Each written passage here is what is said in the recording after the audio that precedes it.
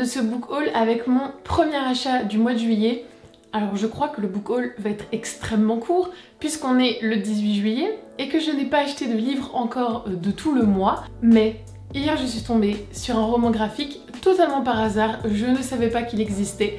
J'étais chez Leclerc pour aller faire des courses. Évidemment il y a un rayon livre, je me suis dit oh j'ai le temps, profitons-en. Et je tombe sur quoi? Je tombe sur un roman graphique de La Servante écarlate. Je n'ai pas de mots.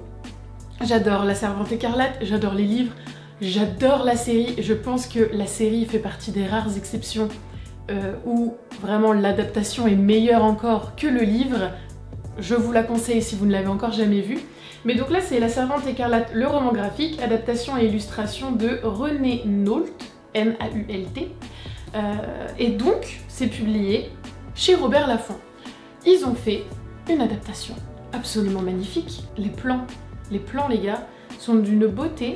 Il y a la couleur bleue pour les épouses, il y a la couleur rouge pour les servantes. Les dessins de l'auteur, je les trouve absolument magnifiques. Au niveau de la narration, ça reprend le livre, donc c'est très fidèle. J'ai lu le livre et j'ai déjà un peu commencé le roman graphique comme vous pouvez le voir. Je vous en parlerai un peu plus en update évidemment. Mais si vous êtes intéressés, sachez que ce livre existe. Et moi j'aurais été très contente de le savoir. Looks like someone bought new books. Je ne pense pas que ce book haul va être très long parce qu'il me semble que c'est que le deuxième clip que je filme et que le premier ne contenait qu'un seul livre, mais j'ai fait quelques petites emplettes fin de mois. Et il était temps que je vous montre ça. Alors c'est un peu particulier parce que il y a un livre que j'ai déjà lu mais que j'avais pas, et un livre que je compte pas lire tout de suite, mais c'est quand même toujours intéressant, hein. Je me dis que c'est quand même toujours intéressant pour vous. Le premier livre que je compte pas lire tout de suite, mais j'aime toujours l'avoir sous la main, c'est le premier tome de la deuxième époque de l'Assassin Royal, parce qu'en gros, j'ai fini Les Aventuriers de la Mer récemment, je vous en ai parlé dans un update lecture, et il est temps bientôt de réattaquer l'Assassin Royal. Fitz m'a manqué, le fou m'a manqué, donc j'espère que on va les retrouver pour de folles aventures dans cette deuxième époque. Mais voilà, je sais pas encore quand je vais le lire, mais j'aime bien avoir toujours le prochain tome du cycle des anciens sous la main, comme ça quand ça me prend, j'ai qu'à claquer des doigts et c'est chez moi déjà. Deuxième livre que j'ai déjà lu, je passe rapidement dessus, mais je l'ai lu pendant mes vacances sur liseuse et mon dieu, quel coup de cœur, je ne vais pas m'épancher dans cette vidéo sur ce livre et je vous en parlerai très bientôt, mais c'est L'autre moitié de soi de Brie Bennett. Alors déjà, c'est très beau, c'est publié chez Autrement, la maison d'édition Autrement que je ne connaissais pas du tout. Du coup je trouve le livre très beau et ça a été un immense coup de cœur. Je vous fais pas le résumé parce que de nouveau je vous en parlerai très bientôt. Et maintenant on entre dans le vif du sujet parce que c'est des livres que je vais lire incessamment sous peu et qui potentiellement peuvent vous intéresser. J'ai donc acheté La maison sur le rivage de Daphné du Maurier. Alors j'ai déjà lu Ma cousine Rachel et Rebecca qui sont les deux plus connus je crois de l'autrice, et j'avais très envie de replonger dans la plume de Daphné du Maurier. Ça fait un moment que j'ai pas lu de roman d'elle. Dans ce livre là on va suivre un homme, on ne sait pas son nom, qui va céder à la tentation d'une nouvelle drogue qu'il va essayer. Sauf que plutôt que juste de le faire planer comme la plupart des drogues, il va se retrouver à faire un voyage temporel et va se retrouver plus de 6 siècles en arrière. Et en gros, ce passé va se mêler à son présent, il ne va pas savoir si ce qui se passe est réel ou pas, si les personnages qu'il rencontre sont d'un autre temps ou du sien. Ça a l'air vraiment très bien, on est sur du mystère, de la tension psychologique, du suspense, du thriller. Daphné du Maurier est extrêmement connue pour ça, pour sa capacité à construire de la tension et à tenir en haleine son lecteur. C'était très réussi dans les deux précédents romans que j'ai lus d'elle, et donc on va voir si La maison sur le rivage tient toutes ses promesses, mais j'ai bon espoir. Ensuite on est sur La quête de l'Orphanus de Viviane Moore. Viviane Moore qui est une autrice qui écrit des policiers historiques que j'aime beaucoup. Il y a notamment sa série avec le chevalier qui résout des enquêtes, oh, je sais plus comment il s'appelle, c'est génial, vraiment génial. En plus il y en a un qui se passe à Chartres avec la cathédrale de Chartres qui brûle, etc. Et c'est là où j'ai grandi. Donc voilà, j'adore sa plume, je trouve ses histoires très bien faites, très bien ficelées. À chaque fois les intrigues et les contextes historiques sont très bien faits. Et donc là en fait on est sur la quête de l'Orphanus et c'est un roman qui change un peu de ce qu'elle fait d'habitude parce que le personnage principal c'est la pierre, l'Orphanus, qui est une pierre sur laquelle on ne sait pas grand chose, qui serait sur une couronne je crois de base germanique du Saint-Empire, voilà, la couronne du Saint-Empire romain germanique.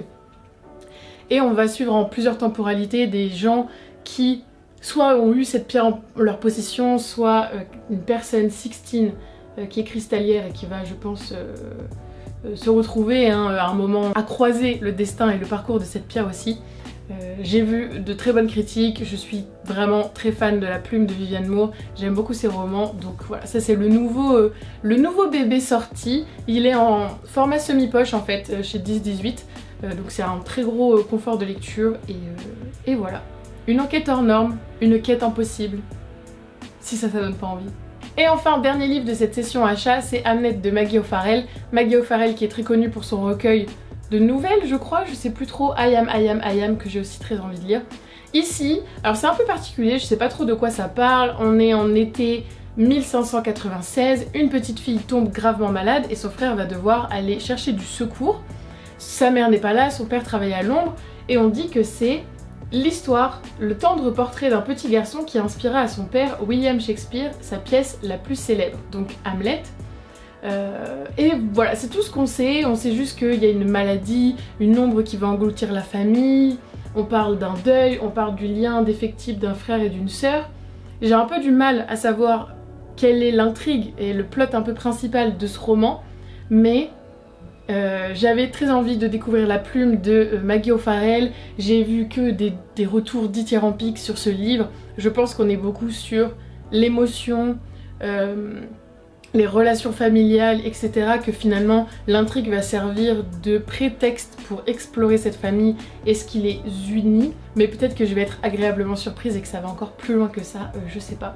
Mais voilà, les retours, en tout cas les phrases qu'ils mettent pour le marketing à l'arrière du livre donnent très envie. Un fascinant roman sur l'amour, la liberté, la fraternité, le deuil, une épopée intemporelle. Un roman d'une beauté folle, bon bah ça c'est pas trop foulé pour son commentaire. Une lecture d'une puissante densité. Finalement, il y a deux commentaires, en fait, on se passerait. Mais un fascinant roman, blablabla, épopée temporelle, ça donne envie. Tout ça pour dire que j'ai été tentée par le mystère, en fait je pense, le mystère qui entoure ce livre.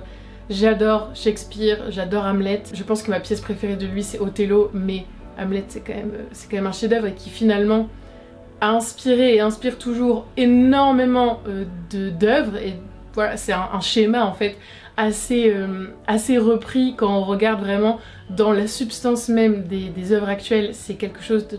Voilà, beaucoup de choses sont inspirées d'Hamlet. Et je pense que c'est vraiment le point qui m'a fait acheter ce livre. Mystère, plus Shakespeare, plus épopée familiale.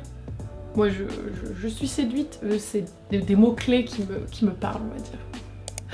Devinez qui a acheté deux nouveaux livres littéralement la veille du 1er août.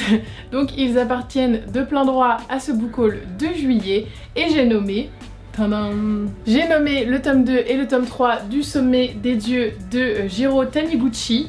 J'ai lu le tome 1 récemment et mon dieu qu'est-ce que j'ai aimé, j'ai adoré ce premier tome qui est cependant très introductif, mais il y a beaucoup de mystères dans cette histoire et donc j'avais vraiment hâte de découvrir le tome 2 et le tome 3. J'ai vu qu'il y en avait 5, alors je pense qu'il y en a 5 en tout, je sais pas s'ils sont tous sortis. C'est des beaux bébés, hein. C'est super lourd parce qu'il y a des jaquettes, mais c'est des hardbacks. Attendez, je vais vous montrer. De toute façon, je pense que je vais enlever les jaquettes parce que ça m'intéresse pas trop. Mais voyez, il est en hardback. Magnifique. C'est une histoire un peu d'homme, de folie, de nature. Je vous en parlerai, je pense, dans une vidéo dédiée une fois que j'aurai fini toute la série. Mais voilà, j'ai acheté le tome 2 et le tome 3 parce que j'avais adoré et que je pouvais pas attendre pour lire la suite. Je pense que je peux cette fois, sans aucun doute, clôturer ce book haul ici puisqu'on est le 31 juillet et donc je n'achèterai rien d'ici demain. Je pense que c'était un petit book haul parce que j'ai dû vous filmer 3 plans en tout. Dites-moi si ça vous intéresse quand même. Moi je considère ça un peu comme des vidéos bonus, dans le sens où c'est très rapide à filmer, c'est très rapide à monter, c'est toujours sympa pour vous, et donc je trouve que c'est sympa de vous proposer ça. Dites-moi quand même si, quand il n'y a pas beaucoup de livres, ça vous intéresse quand même d'avoir une vidéo mensuelle. Moi en tout cas ça m'amuse quand même beaucoup de filmer mes rentrées de librairie, et ça vous donne un petit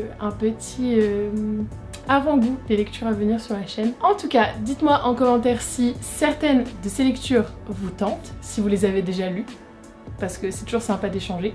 On est là pour ça. En attendant, je vous souhaite le meilleur, d'excellentes lectures et peut-être d'excellents achats d'ici la prochaine vidéo, et je vous dis à la prochaine. Et plein de bisous!